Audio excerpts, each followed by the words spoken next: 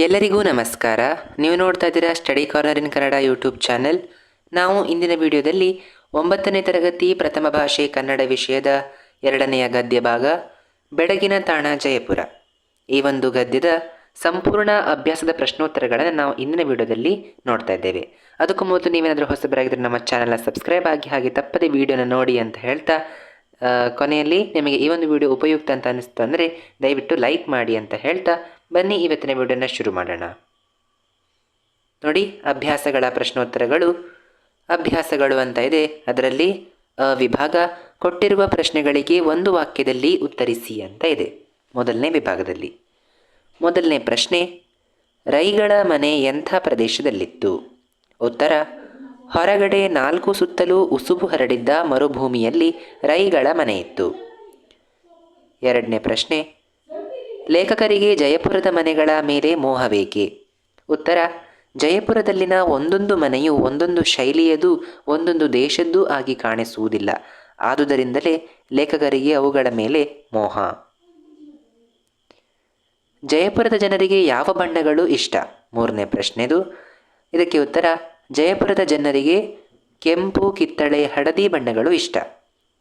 ನಾಲ್ಕನೇ ಪ್ರಶ್ನೆ, ಜಯಪುರದ ಪೂರ್ವದ ರಾಜಧಾನಿ ಯಾವುದು? ಉತ್ತರ, ಜಯಪುರದ ಪೂರ್ವದ ರಾಜಧಾನಿ ಅಂಬೇರ. ಐದನೇ ಪ್ರಶ್ನೆ, ಲೇಖಕರಿಗಿದ್ದ ಹಂಬಲವೇನು?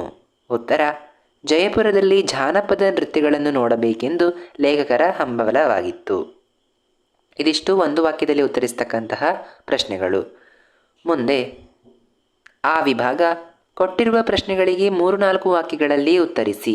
ಅದರಲ್ಲಿ ಮೊದಲನೇ ಪ್ರಶ್ನೆ, ಜಯಪುರದ ಬೀದಿ ಹಾಗೂ ಮನೆಗಳ ಸೌಂದರ್ಯವನ್ನು ವರ್ಣಿಸಿ. ಇದಕ್ಕೆ ಉತ್ತರ, ಜಯಪುರದ ನಗರದ ಬೀದಿಗಳು ಬಹಳ ಅಗಲವಾಗಿಯೂ ನೇರವಾಗಿಯೂ ಇವೆ. ಬಹುದೂರದಿಂದ ಕಾಣಿಸುವ ಅಂಗಡಿ ಮನೆಗಳ ದೇಶೀ ವಾಸ್ತುರಚನೆ ಚೆನ್ನಾಗಿ ಶೋಭಿಸುತ್ತದೆ. ಅಲ್ಲಿನ ಒಂದೊಂದು ಮನೆಯು ಒಂದೊಂದು ಶೈಲಿಯದೂ ಒಂದೊಂದು ದೇಶದ್ದೂ ಆಗಿ ಕಾಣಿಸುವುದಿಲ್ಲ. ಅಲ್ಲಿನ ಮುಖ್ಯ ಬೀದಿಗಳು ಸಂಧಿಸುವಲ್ಲಿ ಸುಂದರವಾದ ಚೌಕಗಳಿವೆ. ಕೆಲವೊಂದು ಕಡೆಗಳಲ್ಲಿ ಭವ್ಯವಾದ ಮಹಾದ್ವಾರಗಳಿವೆ. ಎರಡನೇ ಪ್ರಶ್ನೆ, ಲೇಖಕರ ಮೊದಲ ಅಂಬೇರ ಭೇಟಿಗೂ ಇತ್ತೀಚಿನ ಭೇಟಿಗೂ ಯಾವ ವ್ಯತ್ಯಾಸವಿತ್ತು? ಉತ್ತರ, ಲೇಖಕರು ಹಿಂದೆ ಅಂಬೇರಕ್ಕೆ ಹೋಗಿದ್ದಾಗ ಅಲ್ಲಿ ಜನವಸತಿ ಇದ್ದಿರಲಿಲ್ಲ. ಆಗ ಅಲ್ಲಿನ ಹಲವಾರು ಪ್ರಾಚೀನ ಗುಡಿಗೋಪುರಗಳು ಗೂಬೆಯ ಮನೆಗಳಾಗಿದ್ದವು. ಆದರೆ ಈಗ ಹಾಗಿಲ್ಲ. 100 ಸಿಂಧಿ ಕುಟುಂಬಗಳು ಅಲ್ಲಿ ಮನೆ ಮಾಡಿಕೊಂಡಿವೆ. ಇದೇನಾಗಿತ್ತು, ಮೊದಲ ಅಂಬೇರ ಭೇಟಿಗೂ ಮತ್ತು ನಂತರದ ಇತ್ತೀಚಿನ ಅಂಬೇರದ ಭೇಟಿಗೂ ಇರತಕ್ಕಂತಹ ವ್ಯತ್ಯಾಸ ಆಗಿತ್ತು ಲೇಖಕರ ಪ್ರಕಾರ. ಮುಂದೆ ಮೂರನೇದು, ಮೀರಾಬಾಯಿ ದೇವಾಲಯದ ಸೌಂದರ್ಯವನ್ನು ವಿವರಿಸಿ ಅಂತ ಇದೆ. ಇದಕ್ಕೆ ಉತ್ತರ, ಅಂಬೇರ ಕೋಟೆಯ ಆವರಣದ ಹಿಂದುಗಡೆ ಇರುವ ತಗ್ಗಿನ ಕಣಿವೆಯ ತಳದಲ್ಲಿ ಮೀರಾಬಾಯಿಯ ದೇವಾಲಯವಿದೆ. ಆಕೆ ಗಿರಿಧರ ನಾಗರನನ್ನು ಪೂಜಿಸಿದ ಸ್ಥಳವಾಗಿದೆ. ಕೆಳಗಿಳಿದು ಹೋಗಿ ಗುಡಿಯನ್ನು ನೋಡಿದರೆ ಅದರ ಸೊಬಗು ಚೆನ್ನಾಗಿ ಕಾಣುತ್ತದೆ. ಅಲ್ಲಿ ನಕ್ಷತ್ರಾಕೃತಿಯನ್ನು ತುಂಬಿಕೊಂಡ ಗರ್ಭಗೃಹ ಮತ್ತು ನವರಂಗಗಳಿವೆ. ನಾಲ್ಕನೇ ಪ್ರಶ್ನೆ, ಲೇಖಕರು ನೋಡಿದ ಜನಪದ ನೃತ್ಯದ ಸೊಬಗನ್ನು ಚಿತ್ರಿಸಿ. ಉತ್ತರ, ಅದು ಊರಿನ ಜನಸಾಮಾನ್ಯರ ನೃತ್ಯವಾಗಿತ್ತು. ಇಬ್ಬರು ಯೌವನಸ್ಥರು ಸ್ತ್ರೀಯರ ಉಡುಗೆ ಉಟ್ಟಿದ್ದರು. ಮಾರ್ವಾಡಿ ಸ್ತ್ರೀಯರಂತೆ ತಲೆಗೆ ಸೆರಗು ಹಾಕಿಕೊಂಡು ಮುಖ ತೋರಿಸದೆ ಕುಣಿಯತೊಡಗಿದರು. ಹಿಮ್ಮೇಳಕ್ಕೆ ಡೋಲು ತಮಟೆಗಳಿದ್ದವು. ಮುಂಭಾಗದಲ್ಲಿ ಸ್ತ್ರೀ ವೇಷದ ನರ್ತಕರು ನರ್ತಿಸತೊಡಗಿದರು. ಅವರ ಕಾಲಿನ ನಡಿಗೆಯಲ್ಲೂ ಕೈಗಳ ಚಲನೆಯಲ್ಲೂ ಜಾಣ್ಮೆ, ಚೆಲುವುಗಳೆರಡೂ ಇದ್ದವು. ಇದೇನಾಗಿತ್ತು, ಲೇಖಕರು ನೋಡಿದಂತಹ ಜನಪದ ನೃತ್ಯದ ಸೊಬಗಾಗಿತ್ತು. ಮುಂದೆ ಈ ವಿಭಾಗ ಕೊಟ್ಟಿರುವ ಪ್ರಶ್ನೆಗಳಿಗೆ 5-6 ವಾಕ್ಯಗಳಲ್ಲಿ ಉತ್ತರಿಸಿ ಅಂತ ಇದೆ. ಅದರಲ್ಲಿ ಮೊದಲನೇ ಪ್ರಶ್ನೆ, ಜಯಪುರದ ಜನರಿಗೆ ಬಣ್ಣಗಳ ಬಗೆಗೆ ಇರುವ ಮೋಹವನ್ನು ತಿಳಿಸಿ. ಉತ್ತರ, ಜಯಪುರ ಬಣ್ಣಗಾರರ ತವರೂರು. ಬಣ್ಣ ಹಾಕುವ ಕುಶಲಿಗಳು ಆ ಊರಿನಲ್ಲಿ ಬಹಳ ಮಂದಿ ಇದ್ದಾರೆ.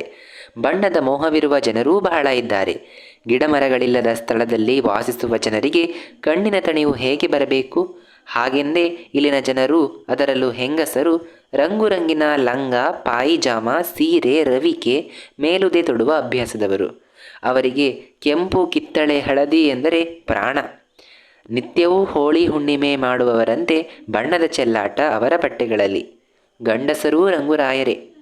ಅವರ ಪಂಚೆ ಅಂಗಿಗಳಲ್ಲಿ ರಂಗು ಕಾಣಿಸದಿದ್ದರೂ ಮುಂಡಾಸಿನ 30 ಮೊಳಗಳಲ್ಲಿ 300 ಬಣ್ಣಗಳನ್ನು ಮೆರೆಸುವುದುಂಟು.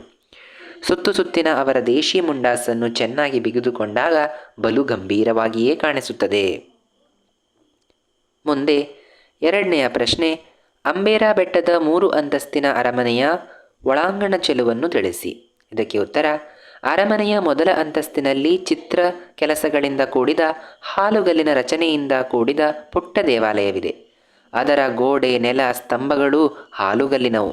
ಮೇಲಿನ ಅಂಗಳವನ್ನೇರಿ ಹೋದರೆ ಅಲ್ಲಿ ದೊಡ್ಡದಾದ ವಿಶಾಲವಾದ ಹಾಲುಗಲ್ಲಿನ ಸಭಾಂಗಣ ಕಂಡುಬರುತ್ತದೆ. ಅದರ ಚಾವಣಿ ರಜಪೂತದ ಶೈಲಿಯ ಕಮಾನು ಮತ್ತು ಕಂಬಗಳು ತುಂಬ ಲಲಿತವಾಗಿದ್ದು ಪರಸ್ಪರ ಹೊಂದಿಕೊಂಡು ಸುಂದರವಾಗಿ ಕಾಣುತ್ತದೆ. ಎದುರಿನ ಅಂಗಳವೂ ಸಾಕಷ್ಟು ವಿಶಾಲವಾಗಿದೆ. ಅಲ್ಲಿಂದ 3ನೆಯ ಅಂತಸ್ತಿಗೆ ಹೋದರೆ ರಾಜರ ಅಂತಃಪುರವಿದ್ದು ಅಲ್ಲಿನ ಕೆಲವು ಭಾಗಗಳಲ್ಲಿ ಚಂದ್ರಕಾಂತ ಶಿಲೆಯ ಸುಂದರ ಮಂಟಪಗಳಿವೆ.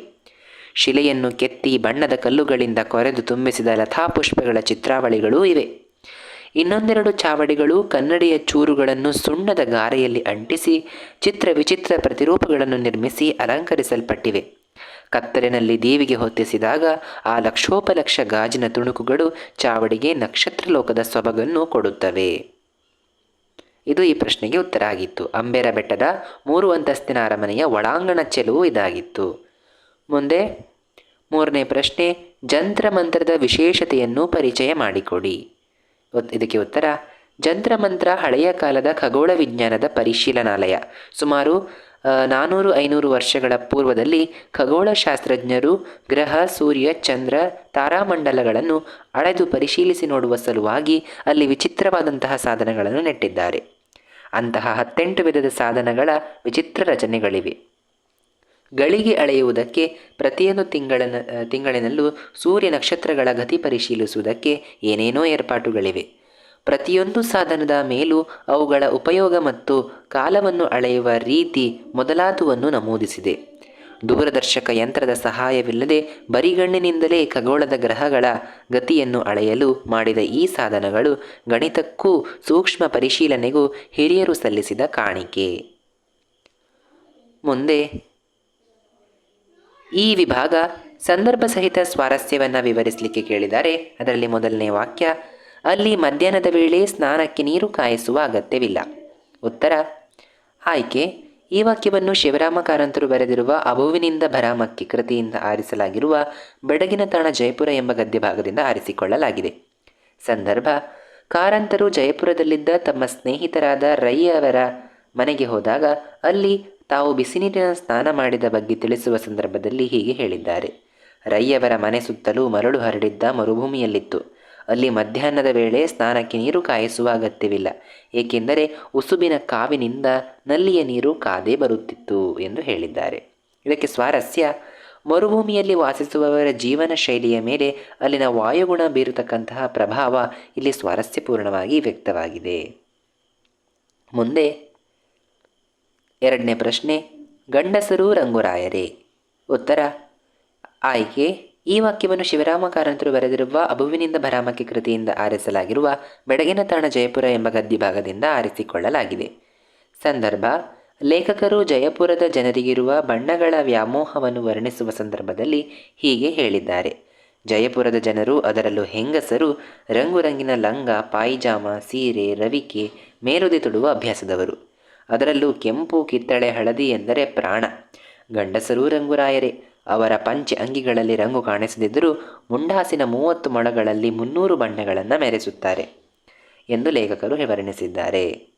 ಇದಕ್ಕೆ ಸ್ವಾರಸ್ಯ, ಜಯಪುರದಲ್ಲಿ ಬಣ್ಣದ ವ್ಯಾಮೋಹ ಹೊಂದಿರುವವರಲ್ಲಿ ಹೆಂಗಸರಷ್ಟೇ ಅಲ್ಲ, ಗಂಡಸರೂ ಮುಂದಿದ್ದಾರೆ ಎಂಬುದು ಇಲ್ಲಿ ಲೇಖಕರ ಮಾತಿನ ಸ್ವಾರಸ್ಯ ಆಗಿದೆ. ಮುಂದೆ 3ನೆಯ ಸಂದರ್ಭಕ್ಕಿರತಕ್ಕಂತಹ ವಾಕ್ಯ, ಪ್ರಾಚೀನ ಗುಡಿಗೋಪುರಗಳು ಗೂಬೆಯ ಮನೆಗಳಾಗಿದ್ದವು. ಇದಕ್ಕೆ ನಾವು ಮೊದಲು ಆಯ್ಕೆಯನ್ನು ಬರ್ಕೊಳ್ತೀವಿ. ಶಿವರಾಮ ಕಾರಂತರು ಬರೆದಿರುವ ಅಬುವಿನಿಂದ ಭರಾಮಕ್ಕೆ ಕೃತಿಯಿಂದ ಆರಿಸಲಾಗಿರುವ ಬೆಡಗಿನ ತಾಣ ಜಯಪುರ ಎಂಬಂತಹ ಗದ್ಯಭಾಗದಿಂದ ಆರಿಸಿಕೊಳ್ಳಲಾಗಿದೆ ಅಂತ ಬರ್ಕೊಳ್ತೀವಿ. ನಂತರ ಸಂದರ್ಭ, ಲೇಖಕರು 15 ವರ್ಷಗಳ ಹಿಂದೆ ಜಯಪುರದ ಸಮೀಪದ ಅಂಬೇರಾಕ್ಕೆ ಭೇಟಿ ನೀಡಿದ್ದಾಗ ಅಲ್ಲಿ ಜನವಸತಿ ಇರಲಿಲ್ಲ. ಅಂದಿಗೂ ಇಂದಿಗೂ ಅಲ್ಲಿ ಉಂಟಾಗಿರುವ ಬದಲಾವಣೆಯನ್ನು ವಿವರಿಸುವ ಸಂದರ್ಭದಲ್ಲಿ ಈ ಮಾತನ್ನು ಹೇಳಿದ್ದಾರೆ. ಹಿಂದೆ ಅಲ್ಲಿನ ಹಲವಾರು ಪ್ರಾಚೀನ ಗುಡಿಗೋಪುರಗಳು ಗೂಬೆಯ ಮನೆಗಳಾಗಿದ್ದವು. ಆದರೆ ಈಗ ಹಾಗಿಲ್ಲ. 100 ಸಿಂಧಿ ಕುಟುಂಬಗಳು ಅಲ್ಲಿ ಮನೆ ಮಾಡಿಕೊಂಡಿವೆ ಎಂದು ಲೇಖಕರು ಅಭಿಪ್ರಾಯಪಟ್ಟಿದ್ದಾರೆ. ಇದಕ್ಕೆ ಸ್ವಾರಸ್ಯ, ಅಂದು ಜನವಸತಿ ಇಲ್ಲದೆ ಪ್ರಾಚೀನ ಗುಡಿಗೋಪುರಗಳು ಪಾಳು ಬಿದ್ದಿದ್ದವು. ಆದರೆ ಆಧುನಿಕತೆಯ ಪ್ರಭಾವದಿಂದ ಈಗ ಅಲ್ಲಿ ಜನಸಂದಣಿ ಇದೆ ಎಂಬುದು ಈ ಮಾತಿನ ಸ್ವಾರಸ್ಯವಾಗಿದೆ. ಮುಂದೆ 4ನೇ ಸಂದರ್ಭಕ್ಕೆ ಇರತಕ್ಕಂತಹ ವಾಕ್ಯ, ಚಾವಡಿಗೆ ನಕ್ಷತ್ರ ಲೋಕದ ಸೊಬಗನ್ನು ಕೊಡುತ್ತದೆ. ಆಯ್ಕೆನ ನೀವು ಅದೇ ರೀತಿ ಬರಿತೀರಿ. ಶಿವರಾಮ ಕಾರಂತರ ಅಭುವಿನಿಂದ ಭರಾಮಕ್ಕೆ ಕೃತಿಯಿಂದ ಆಯ್ದ ಬೆಡಗಿನ ತಾಣ ಜಯಪುರ ಎಂಬ ಗದ್ಯಭಾಗದಿಂದ ಆರಿಸಿಕೊಳ್ಳಲಾಗಿದೆ ಅಂತ ಬರ್ಕೊಳ್ತೀರಿ. ನಂತರ ಸಂದರ್ಭವನ್ನು ಬರಿಬೇಕು. ಅಂಬೇರ ಕೋಟೆಯಲ್ಲಿರುವ ಅರಮನೆಯ 3ನೆಯ ಅಂತಸ್ತಿನಲ್ಲಿ ಕೆಲವು ಚಾವಡಿಗಳಲ್ಲಿ ಕನ್ನಡಿಯ ಚೂರುಗಳನ್ನು ಸುಣ್ಣದ ಗಾರೆಯಲ್ಲಿ ಅಂಟಿಸಿ ಚಿತ್ರವಿಚಿತ್ರ ಪ್ರತಿರೂಪಗಳನ್ನು ನಿರ್ಮಿಸಿ ಅಲಂಕರಿಸಿದಂತಹ ಕಂಬ ಮುಚ್ಚಿಗೆಗಳೆಲ್ಲ ರಚನೆಗಳನ್ನು ಕುರಿತು ತಿಳಿಸುವ ಸಂದರ್ಭದಲ್ಲಿ ಲೇಖಕರು ಈ ಮಾತನ್ನು ಹೇಳಿದ್ದಾರೆ. ಅಂತಹ ರಚನೆಗಳಿರುವೆಡೆ ಕತ್ತಲಿನಲ್ಲಿ ದೇವಿಗೆ ಹೊತ್ತಿಸಿದಾಗ ಲಕ್ಷೋಪಲಕ್ಷ ಗಾಜಿನ ತುಣುಕುಗಳು ಚಾವಡಿಗೆ ನಕ್ಷತ್ರ ಲೋಕದ ಸೊಬಗನ್ನು ಕೊಡುತ್ತದೆ ಎಂದು ವರ್ಣಿಸಿದ್ದಾರೆ. ಇದಕ್ಕೆ ಸ್ವಾರಸ್ಯ ಏನು ಬರಿಬೇಕು ಅಂದರೆ, ಜಯಪುರವನ್ನು ಆಳಿದ ರಜಪೂತ ದೊರೆಗಳ ಕಲಾ ರಸಿಕತೆ ಹಾಗೂ ಅವರು ಕಲೆಗೆ ನೀಡಿದಂತಹ ಪ್ರೋತ್ಸಾಹ ಇಲ್ಲಿ ಲೇಖಕರ ಮಾತಿನಲ್ಲಿ ಸ್ವಾರಸ್ಯಪೂರ್ಣವಾಗಿ ಮೂಡಿ ಬಂದಿದೆ ಅಂತ ಬರಿಬೇಕು, ಅದು ವ್ಯಕ್ತವಾಗಿದೆ ಅಂತ ಬರಿಬೇಕು. ಮುಂದೆ ಇಲ್ಲಿಗೆ ಸಂದರ್ಭ ಮುಗಿತು. ಇನ್ನು ವಿಭಾಗದಲ್ಲಿರ್ತಕ್ಕಂಥದ್ದು, ಬಿಟ್ಟ ಜಾಗಗಳನ್ನು ಸೂಕ್ತ ಪದಗಳಿಂದ ತುಂಬಿರಿ. ಬಿಟ್ಟ ಸ್ಥಳವನ್ನು ಸೂಕ್ತ ಪದಗಳಿಂದ ತುಂಬಬೇಕು. ನೋಡಿ, ಜಯಪುರ ಬಣ್ಣಗಾರರ ಡ್ಯಾಶ್ ಏನು ತವರೂರು, ಚಿತ್ರ ಕೊರೆದು ಮಾಡಿದ ಡ್ಯಾಶ್ ನೀರ ಕಾಲುವೆಗಳು, ಯಾವುದು ಹಾಲುಗಲ್ಲಿನ. ನೆಕ್ಸ್ಟ್ 3ನೇದು, ರಾಜರ ಅಂತಃಪುರದ ಕೆಲವು ಭಾಗಗಳಲ್ಲಿ ಚಂದ್ರಕಾಂತ ಶಿಲೆಯ ಸುಂದರ ಮಂಟಪಗಳಿವೆ. ಹಿಮ್ಮೇಳಕ್ಕೆ ಡೋಲು ತಮಟೆಗಳಿದ್ದವು. ಮಿತ್ರ ರೈಗಳ ಸತ್ಕಾರಕ್ಕೆ ವಂದನೆ ಸಲ್ಲಿಸಿದೆವು. ಇಲ್ಲಿ ಡೋಲು ಅನ್ನುವಂಥದ್ದು ಸರಿಯಾದ ಉತ್ತರ. ಇಲ್ಲಿ ಸತ್ಕಾರಕ್ಕೆ ನಾವು ಅವರು ವಂದನೆಯನ್ನು ಸಲ್ಲಿಸಿದೆವು. ಇದಿಷ್ಟಾಗಿತ್ತು ಈ ಒಂದು ಬಿಟ್ಟ ಸ್ಥಳ.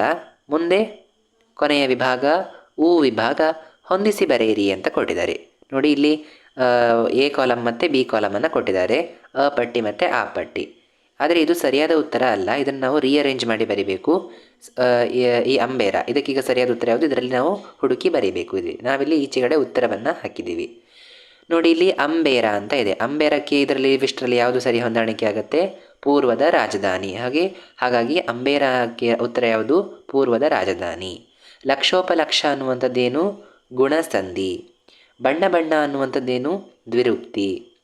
ಜಂತ್ರಮಂತ್ರ ಅನ್ನುವಂಥದ್ದೇನು, ಖಗೋಳಶಾಸ್ತ್ರ ವೀಕ್ಷಣಾಲಯ. ಶೃಂಗಾರ ಅನ್ನುವಂಥದ್ದೇನು, ಇದೊಂದು ತತ್ಸಮ. ಆಯಿತಾ, ಶೃಂಗಾರ ತತ್ಸಮ. ಇದರ ತದ್ಭವ ರೂಪ ಯಾವುದು, ಸಿಂಗಾರ. ಆಯಿತಾ. ಸೊ ಇಲ್ಲಿ ಶೃಂಗಾರ ಅನ್ನುವಂಥದ್ದು ತತ್ಸಮ ಆಗಿರ್ತದೆ.